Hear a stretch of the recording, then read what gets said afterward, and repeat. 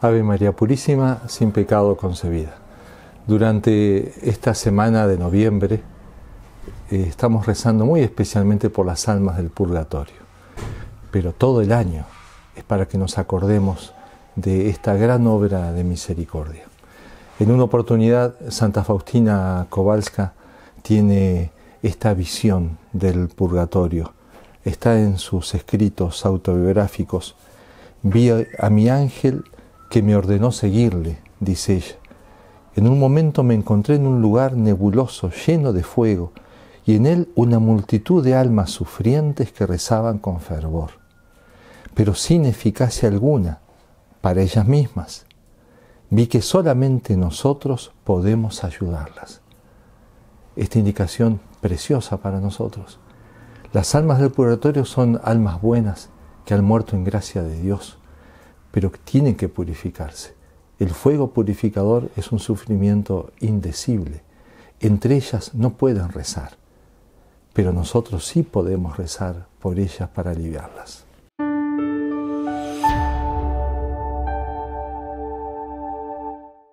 Santa Faustina les pregunta a las almas cuál es el dolor más grande, el sufrimiento más grande de ellas, y ellas responden que es la añoranza de Dios y el deseo cada vez más intenso de amarle, de abrazarlo.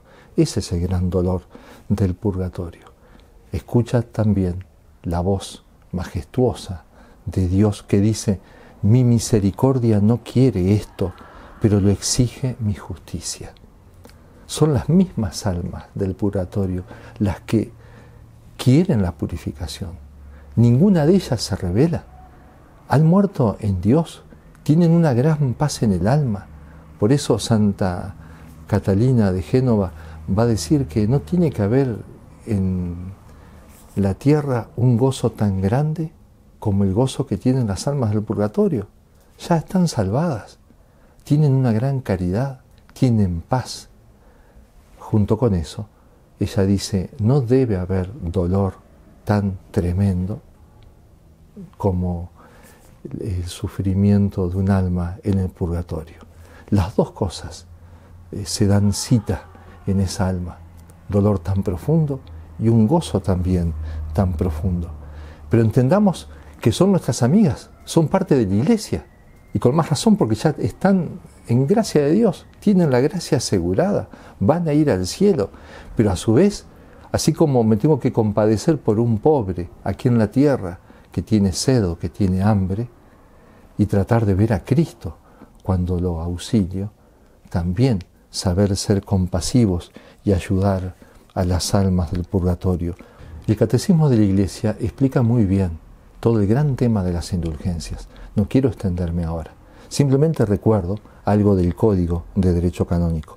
Todo fiel puede lucrar para sí mismo o aplicar por los difuntos, a manera de sufragio, las indulgencias tanto parciales como plenarias. Por una obra determinada, la Iglesia, que administra los tesoros desde la sangre de Cristo y de los méritos de los santos, puede hacer la aplicación de esa sangre del Señor para achicar o borrar totalmente la pena temporal, ya sea de un alma en el purgatorio o de la persona viva que está lucrando esa indulgencia. Por un alma del purgatorio yo ofrezco en sufragio y voy a depender de la providencia y la misericordia de Dios que quiera aceptar ese sufragio.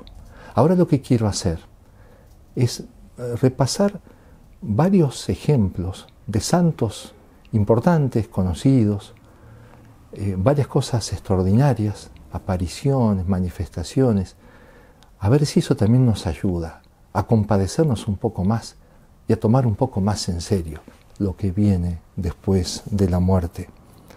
En el 1918, en Montefalco, Italia, se dio un caso muy interesante. Esto lo testimonian varias religiosas de este monasterio y el mismo obispo, Monseñor Pietro Pacifici, obispo de Spoleto. Resulta que empezó a venir por el torno, ahí por el lugar donde una persona de afuera puede pedir algo o pedir oraciones a las hermanas, una persona que dejaba unas monedas y pedía que se rezara una misa por las almas del purgatorio. Nunca decía quién era, solamente decía: aquí dejo 10 liras para oraciones. Como venía muy seguido, todos los días, alguna le preguntó quién era. No me es permitido decirlo. El 3 de octubre de 1919 dijo claramente a la superiora: soy un alma purgante. Son 40 años que me encuentro en el purgatorio por haber disipado bienes eclesiásticos. Era un sacerdote que había usado mal de los bienes de la iglesia. Se celebraron 38 misas con las liras que iba dejando.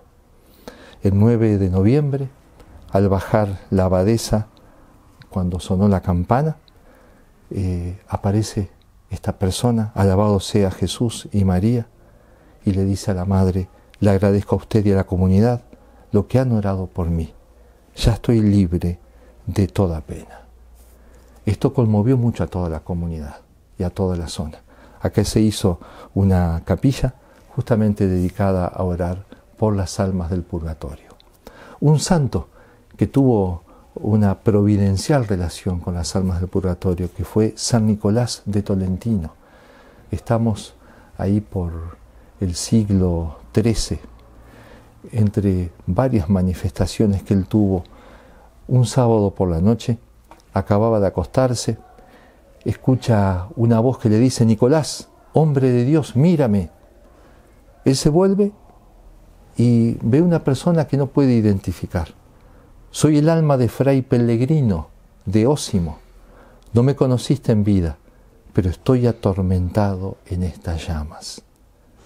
Dios no rechazó mi contrición y en vez de destinarme a la pena eterna que merecía, me destinó al purgatorio por su misericordia. Alma sufriente, pero agradecida de la misericordia de Dios. Te pido humildemente que te dignes celebrar por mí una misa de difuntos para que salga de estas llamas.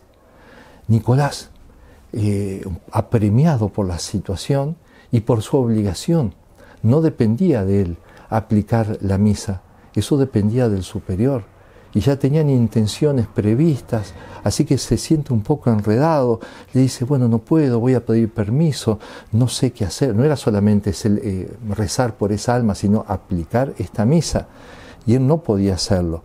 Le dice Pellegrino: ven conmigo, venerable Padre, y mira si eres capaz de rechazar la súplica de esta multitud.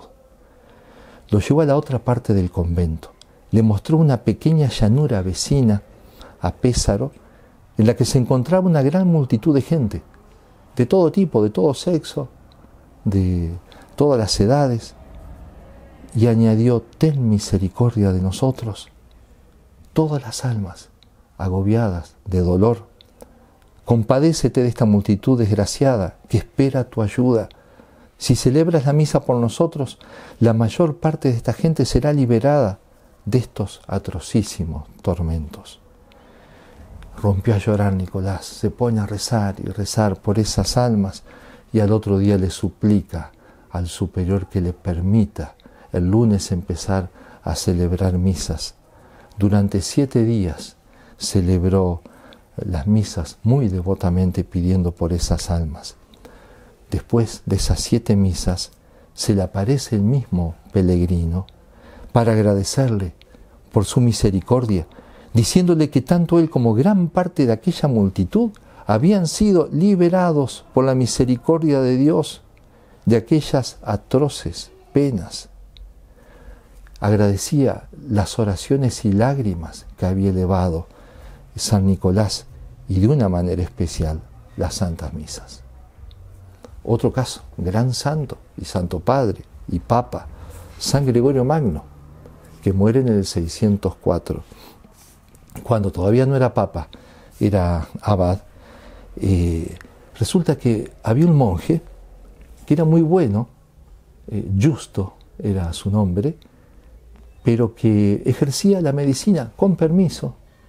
Resulta que una vez, como parece que era buen médico, alguna persona le dio unas monedas de oro y a él lo agarró la avaricia y, olvidándose de su voto de pobreza, se la quedó. Resulta que después él mismo se dio cuenta, se arrepintió, sufrió tanto que en breve murió. Dicen que en gran parte su muerte fue por esta gran pena que sentía y esta gran vergüenza por lo que había hecho. Por supuesto, San Gregorio lo encomienda a la misericordia de Dios y él se da cuenta que este hombre murió arrepentido. Pero para dejar bien en claras las cosas y para enseñanza de la comunidad, prohibió que se lo sepultara adentro del convento. Se tenía que sepultar afuera en un terreno baldío. Allá fue. Resulta que en un momento el mismo Gregorio Magno se da cuenta que fue un poco duro con esa medida que tomó. Entonces mandó que se celebrasen 30 misas durante 30 días seguidos, pidiendo por este religioso. El sacerdote que recibe la orden así lo hizo, y el mismo día que terminaron de celebrar las 30 misas, Justo, el difunto monje, se aparece a otro monje, diciéndole que subía al cielo, libre de las penas del purgatorio, por las 30 misas celebradas. De ahí entonces comienza la tradición de celebrar 30 misas por un alma, por un difunto. Son las famosas misas gregorianas, justamente por el Papa San Gregorio. En el caso anterior de San Nicolás, fueron 7 misas. Por eso también hay una devoción y hay una costumbre, una tradición de celebrar 7 misas por un difunto. Y si no, estas misas gregorianas por un alma. Y hay como una promesa que después de esas misas las almas serán liberadas, o el alma por quien se ha rezado será liberada. Otra santa que tuvo una particular relación con las almas del purgatorio, Santa Liduvina, que es de el 1400 más o menos. Interesante el diálogo que tuvo con un eclesiástico, un monseñor, que era un hombre bueno, pero en una reunión, tal vez un poco cansado de que muchas personas hablaban de indulgencias e indulgencias, tomó un vaso lleno de granos de mostaza, pequeños granos, muchísimos granos, y dijo así: yo me contentaría con sufrir en el purgatorio tantos años como granos hay en este vaso, con tal de tener la seguridad de la salvación. Lo dijo así.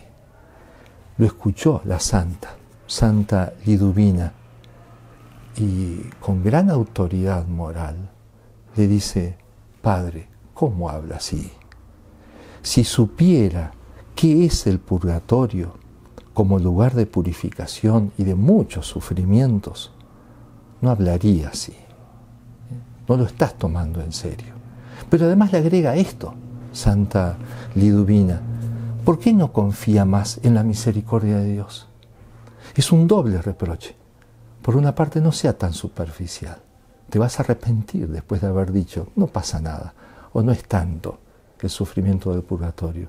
Pero por otra parte le reprocha: no piense que usted tiene que ir solamente con sus méritos. ¿Por qué no confía más en la misericordia de Dios? Así al estilo de Santa Teresita, que decía: cuando vaya al cielo me voy a cuidar mucho de presentar mis méritos, voy a llevar los méritos de Jesucristo. Bien, el asunto que el sacerdote murió, no mucho tiempo después, algunas buenas personas le preguntan a Santa Liduvina qué había pasado con esa alma, y ella había tenido una revelación. Y ella dijo: está bien, ha muerto en gracia de Dios. fue un hombre bueno, pero estaría mejor si durante la vida hubiera tenido más confianza en los méritos de la pasión del Señor. Habría recibido una sentencia más benigna. Hagamos más por las almas del purgatorio, pero a su vez por nosotros mismos. Tomemos más en serio el purgatorio, tomemos más en serio el pecado, tomemos más en serio los medios que nos da la Iglesia para purificarnos, las indulgencias, sí, pero sobre todo la vida de caridad, la vida de obras de misericordia, el amor a la Santa Misa, el amor a la Virgen. Pero también, y termino con esto, el mismo amor a las almas del purgatorio. Son nuestras amigas, son nuestras hermanas, y ellas mismas van a ser grandes intercesoras. ¿Cuántas veces estamos luchando ahí contra el pecado? Y qué bien que nos puede venir la intercesión de una de ellas. Ellas no pueden rezar por ellas mismas, pero sí pueden rezar por nosotros. Y ciertamente que Dios, viendo nuestra generosidad en ofrecer cosas por ella, nos dará también gracias, porque no se deja ganar en generosidad. Por eso el Catecismo de la Iglesia enseña que nuestras oraciones por las almas del purgatorio puede no solo ayudarles, sino hacer eficaz su intercesión en nuestro favor. Miren este ejemplo, es una revelación privada, pero estamos hablando de santos, en este caso una beata, la beata Isabel Canon Mora, del 1800 más o menos. Ella escribió en su diario que en el 1814 se le había aparecido el Papa Pío VI, muerto en el 1799, y me pidió que rogara por él porque todavía estaba en el purgatorio. ¿Los papas también van al purgatorio? Sí, también se pueden condenar. Y también se van al cielo. Y hay muchos santos, y otros no tanto. Me dijo que fuera a ver a mi padre espiritual y que él me manifestaría lo que debía hacer para obtener esa gracia para el Papa. A cambio, escuchen esto, me prometió no abandonarme nunca y ser mi protector desde el cielo. Mi padre espiritual, dice la beata, me dijo que fuera 5 veces a la iglesia Santa María la Mayor, en Roma, a visitar el altar de San Pío V, el Papa Santo, antecesor de Pío VI, y rezarle por la liberación del sucesor. Al día siguiente se le aseguró a la beata que el Papa Pío VI entraba en el paraíso. Durante la comunión vi a este sumo pontífice delante del trono de Dios. Firmes en la fe.